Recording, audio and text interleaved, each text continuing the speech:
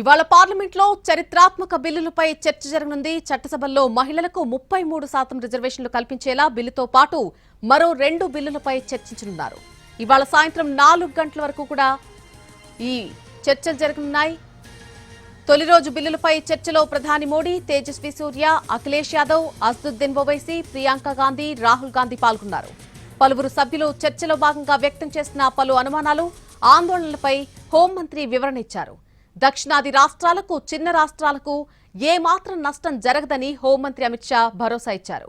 లోక్సభలో 3 బిల్లులపై ఈరోజు చర్చ ముగిసిన తర్వాత మధ్యాహ్నం 3 గంటలకు సమాధానమివ్వనున్నారు అమిత్ షా.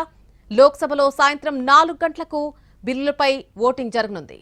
మరొకవైపు మొదటి రోజు చర్చలో భాగంగా అర్ధరాత్రి 1 గంట వరకు చర్చ జరిగింది. అన్ని పార్టీలకు చెందిన పలువురు ఎంపీలు ఈ చర్చలో పాల్గొనేలా అవకాశమిచ్చారు.